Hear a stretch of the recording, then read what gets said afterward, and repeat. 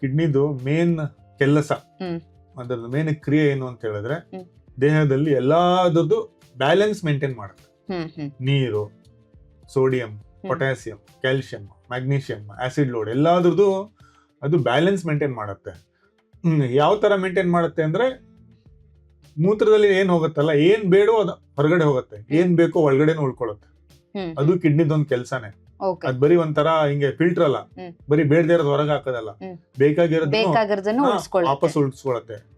ಉದಾಹರಣೆಗಾಗಿ sugar ಕಿಡ್ನಿಯಲ್ಲಿ filter ಆಗುತ್ತೆ, but 100% ಆ ಶುಗರು ಮತ್ತೆ ವಾಪಸ್ ನಮ್ ಬ್ಲಡ್ ಅಲ್ಲೇ ಹೋಗುತ್ತೆ. ಅದು ಶುಗರ್ ಏನ್ ಫಿಲ್ಟರ್ ಆಗುತ್ತೆ ಅದು ಮೂತ್ರದಲ್ಲೇ ಪ್ರತಿ ಗಂಟೆ ಬರ್ತಾ ಇದ್ರೆ ನಾವು ಅರ್ಧ ಗಂಟೆಗೆ ಒಂದ್ಸತಿ ತಿನ್ಬೇಕಾಗ್ತಾ ಇತ್ತು. ಅಷ್ಟೊಂದು ಶುಗರ್ ಹೋಗ್ಬೋದು ಕಿಡ್ನಿಯಲ್ಲಿ. ಸೊ ಏನ್ ಬೇಡೋ ಅದನ್ನ ಆಚೆ ಹಾಕತ್ತೆ, ಏನ್ ಬೇಡೋ ಅದನ್ನ ಆಚೆ ಹಾಕತ್ತೆ, ಏನ್ ಬೇಕದನ್ನ ಒಳಗಡೆ ಇಟ್ಕೊಳತ್ತೆ.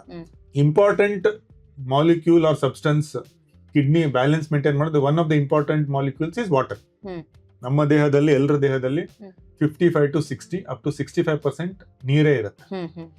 ಸೊ ಇವತ್ತು ನಾವು ಡೆಸರ್ಟ್ ಅಲ್ಲಿ ಇದ್ರೆ ನೀರ್ ಕಡಿಮೆ ಇರ್ಬೋದು, ಬರೀ ಅರ್ಧ ಲೀಟರ್ ಕುಡಿಬಹುದು, ಅಥವಾ ಬೇರೆ ಪಾರ್ಟೀಸೋ ಅಥವಾ ಎಲ್ಲೋ ಬೇರೆ ಕಡೆ ನಾವು 12 ಲೀಟರ್ 15 ಲೀಟರ್ ನೀರು ಕುಡಿಬಹುದು.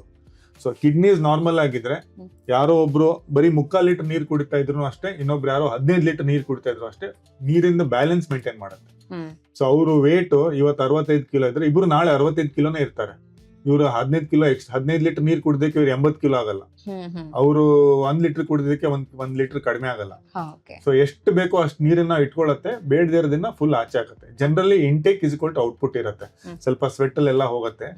ಸೊ ಬೇಸಿಕಲಿ ಅರ್ಥ ಮಾಡ್ಕೊಳ್ಬೇಕಾಗಿದ್ದು ಏನಂತ ಹೇಳಿದ್ರೆ ನೀರಿನ ಬ್ಯಾಲೆನ್ಸ್ ನ ಮೇಂಟೈನ್ ಮಾಡೋ ಮೇನ್ ಅಂಗ ಕಿಡ್ನಿ.